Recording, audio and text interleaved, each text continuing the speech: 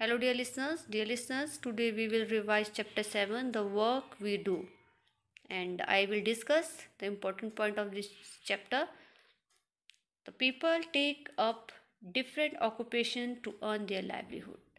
So, what is occupation? An occupation is a meaningful task that is undertaken to earn livelihood. तो occupation क्या होता है? वो काम है जो कि हम अपनी जीवन चलाने के लिए करते हैं. ठीक है. Next is most people choose an occupation related to with their favorite childhood activity or interest in their parents' occupation.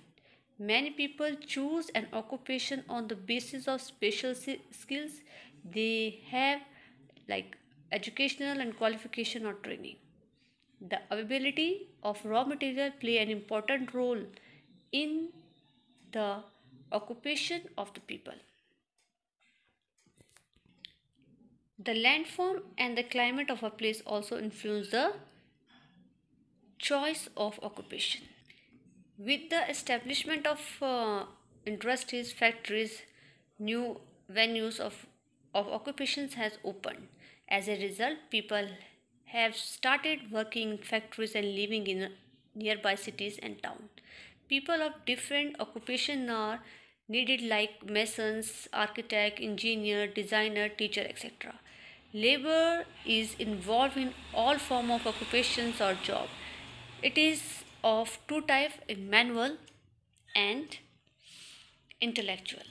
So what is manual? Manual labor requires physical strength, while intellectual labor requires mental ability and education qualification. But all occupations require hard work, sincerity, and mental alertness and creativity. Hence, they deserve respect. No job is superior in inferior. So we should respect all type of job. Dignity of labor means respect for all type of labor and not considering any job superior to other. Every work is respectable, dignified and important for the society. So we must keep it in mind that it is the hard work and devotion to duty and pride in the quality of work of many people that make our life comfortable and easy going. So we should respect all type of work. Today student, here I have discussed main point of this chapter. What will you do? You will read this chapter. Okay, chapter को ज़रूर पढ़ना है. Now I will explain the exercise of this lesson which is given on page number 58. Exercise A. Tick the correct options. ठीक है, तो correct options पे write करना है. The activity that are taught in school. तो जो ऐसी activity जो स्कूल में सिखाई जाती है वो कौन सी है? B, art and craft. ठीक है, आर्ट एंड क्राफ्ट जो है स्कूल में सिखाया जाता है.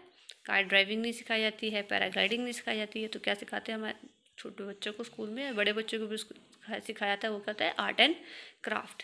Number 2, the occupation that require professional training. वो ऑक्यूपेशन जिसके लिए प्रोफेशनल ट्रेनिंग की जरूरत होती है वो कौन सा होता है? साइंटिस्ट एंड एस्ट्रोनॉट और इंजीनियर और डॉक्टर. तो प्रोफेशनल्स के लिए जो होते हैं वो साइंटिस्ट और एस्ट्रोनॉट भी होते हैं, इंजीनियर और डॉक्टर भी होते हैं. तो करेक्ट ऑप्शन क्या है, आंसर क्या है हमारे पास? Both. Number 3, all form of work manual and intellectual are known as. तो कोई भी काम है चाहे वो मैनुअल है या इंटेलेक्चुअल है, वो किसके नाम से जाना जाता है? लेबर के नाम से जाना जाता है. Next question is question number 4, the type of work that we required in our society. So किस तरह का वर्क जो है हमारी सोसाइटी को ज़रूरत है. ठीक है, first is manual, second is intellectual. तो जैसे मैंने आपको बताया कि जो काम कोई सा भी हो, चाहे मैनुअल हो या इंटेलेक्चुअल हो, दोनों ही इंपॉर्टेंट होते हैं. तो आंसर क्या है? C, means both. Now I will discuss the next exercise, fill in the blanks. The first fill up is children take up different dash when they grow up. जब बच्चे बड़े होते हैं तो क्या चूज़ करते हैं? Different occupations. तो राइट आंसर क्या है? Occupation. Children take up different occupation when they grow up. Next is two number second, one learn the task either from family member और बाय प्रोफेशनल डैश. तो कोई काम सीखता है तो फैमिली मेम्बर से सीखता है देख कर, या फिर प्रोफेशनल किससे? ट्रेनिंग से. ठीक है, तो one learn the task either from family member or by professional training. Next is many people look down upon dash labour. तो बहुत से ऐसे लोग हैं वो कौन से काम को नीचे समझते हैं, मैनुअल वर्क, लेबर को, ठीक है।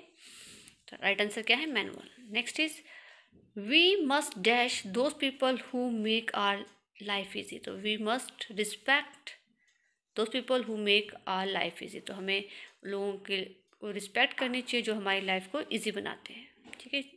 चाहे वो मैसन ही है, कारपेंटर है, मैं आपको पूरे चैप्टर में एक्सप्लेन भी किया, अगर ये लोग नहीं होंगे तो हमारे घर नहीं बन पाएंगे, तो हमें रिस्पेक्ट करना चाहिए। Number 5, many families have domestic help to take care of all their house chores. तो मैंने जितनी भी फैमिली है, हाउस होल्ड चोर्स, बहुत से ऐसी फैमिली है जिन्हों की ज़रूरत पड़ती है हेल्प की, किसकी, डोमेस्टिक हेल्प, यानी घर में काम करने के लिए, ठीक है। ऑल दियर हाउस होल्ड, जितने भी काम होते हैं उनको करने के लिए डोमेस्टिक हेल्प की ज़रूरत पड़ती है। Next is exercise C, complete the following sentences. इसे एक बार आप कर लीजिएगा, ठीक है। First is the choice of one occupation depend upon. तो आंसर है availability of raw material. Next one is all occupation required hard work, devotion to duty and pride in the quality of work. Next is many industries were set up after the development of science and technology.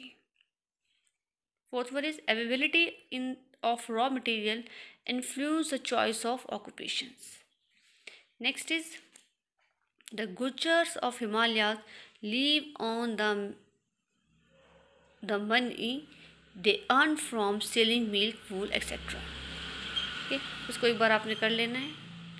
वैसे तो ज़्यादा important ए और B है यहाँ पर। Now I will discuss the next exercise, exercise D, which I am going to explain you here. Question answer of this lesson.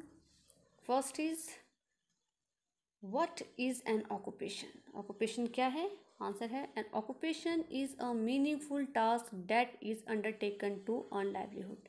मैंने आपको बता ही दिया है भी कि ऑक्यूपेशन एक मीनिंगफुल टास्क है, ऐसा काम है जो कि हम करते हैं अपनी जीवन को चलाने के लिए, ठीक है। Number 2, give 2 example each of manual and intellectual labour. तो एग्जाम्पल देने हैं 2 मैनुअल और इंटेलेक्चुअल लेबर के। First is the 2 example of manual labour. 2 example कौन कौन से हैं मैनुअल लेबर के। नंबर 1 इज लेबर के, number 1 is mason, second is carpenter. 2 example of intellectual labor, lawyer and teacher. Question number 3, what do you understand by the dignity of labor? आप क्या समझते हैं dignity of labor का, labor क्या होता है, okay? Dignity of labor means respect for all type of labor. The dignity of labor का मतलब होता है किसी भी तरह का काम हो उसको हमें respect करना है and not considering any work job superior to other. So kindly I did not, okay, I have skipped the not in the previous video. तो आप वहाँ पर क्या करेंगे, जहाँ पे आंसर का लिखा है आप लोगों ने वहाँ पे नॉट जो लिख देंगे एंड जो भी कोई भी काम है, ठीक है, उसे सुपीरियर नहीं समझना किसी भी काम को कि मेरा काम ज़्यादा सुपीरियर है, दूसरों का क्या है इन्फीरियर वर्क है, ठीक है। एवरी वर्क इज़ रिस्पेक्टेबल, क्योंकि जितने भी जो वर्क होते हैं किसी तरह का भी वर्क है जो चाहे वो मैनुअल है या इंटेलेक्चुअल वर्क है वो क्या है, रिस्पेक्टेबल है, डिग्निफाइड है और इम्पोर्टेंस फॉर द सोसाइटी के लिए बहुत इंपॉर्टेंट है। Question number 4, what is the main occupation of the people of Mizoram and why. तो मेन ऑक्यूपेशन क्या है मिजोरम के लोगों का और क्यों है, तो हम बताने वाले हैं आंसर क्या है। The main occupation of the people of Mizoram revolves around bamboo as it grows in abundance there. तो मेन ऑक्यूपेशन क्या है, ग्रोइंग बैम्बोस, क्योंकि चारों तरफ उनको क्या, अगर आप मिजोरम जाएंगे तो वहाँ पे चारों तरफ क्या है बैम्बो दिखेंगे, तो क्या करते हैं वो बैम्बो ही ग्रोस करते हैं, ये वहाँ पर बहुत मात्रा में मिलते हैं ये। और क्यों है, they make their house with bamboos, bamboo से अपने घर बनाते हैं, sit on bamboos chairs, eat bamboos sprout etcetera, ठीक है। तो जब उनके पास बैम्बो होंगे, बहुत बैम्बोज ही हैं वहाँ पर, तो क्या करते हैं वो चेयर भी उसी से बनाते हैं, घर भी उसी से बनते हैं, इवन जो स्प्राउट्स होते हैं बैम्बू के वो भी वही खाते हैं, और बहुत से ऐसे काम जो है वो बैम्बू से ही करते हैं। Many people in Mizoram are highly skilled in bamboo handcraft which are in great demand in India and abroad. तो बहुत से लोग ऐसे भी हैं जो बहुत ज़्यादा जिनको स्किल्ड हैं, ठीक है, जो किस में स्किल्ड है, बैम्बो हैंडक्राफ्ट में, कि हाँ बैम्बो से जो है हैंडक्राफ्ट वर्क करते हैं, जिसकी क्या है इंडिया में तो डिमांड बहुत ज़्यादा है ही है, बट फॉरेन में भी बहुत ज़्यादा डिमांड है। Now question number 5, how did Gandhi ji inculcate dignity of labour in Sabarmati Ashram. तो जो गांधी जी कैसे इनकलकेट करते थे डिग्निटी ऑफ लेबर को अपने आश्रम, जिनका नाम था, आश्रम का नाम क्या था, साबरमती आश्रम।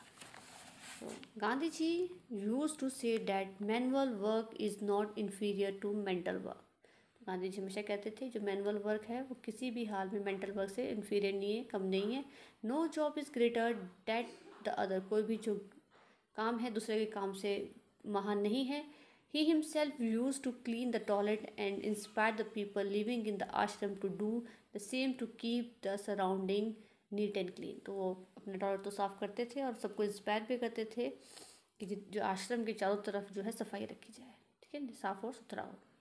तो ऐसे इंस्पायर करते थे वो लोगों को अपने आश्रम, ठीक है। Now question number 6, explain the importance of pride in quality work with the help of an example. Explain करना है जब क्वालिटी ऑफ वर्क के बारे में, ठीक है, जिस पर हमें गर्व करना चाहिए, उसका एग्जाम्पल देना है। सो आंसर है नो वर्क इज़ हाई और लो, कोई भी काम हाई और लो नहीं होता, rather every work is respectable, सारे वर्क जो क्या है रिस्पेक्टेबल है, एंड डिग्निफाइड है, एंड इम्पॉर्टेंट है for the society in its own way, ठीक है, अपने जैसे भी है अपनी तरह से हर एक काम क्या है इंपॉर्टेंट है, रिस्पेक्टेबल है, डिग्निफाइड है सोसाइटी में।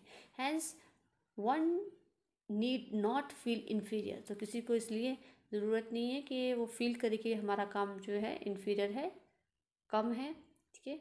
If one does same some manual work like tailoring, चाहे वो कोई भी हो जो मैनुअल वर्क करता हो, चाहे वो टेलर ही क्यों ना हो, तो उसे भी अपने काम को क्या है हमेशा इन्फीरियर नहीं समझना चाहिए, सुपीरियर ही समझना चाहिए। So dear student, here I have explained all the exercise of this lesson. What will you do? You will read the chapter and exercise जो ई है वो भी आप खुद करेंगे, और जो मैप स्किल है वो भी अपनी प्रैक्टिस करनी है, ठीक है।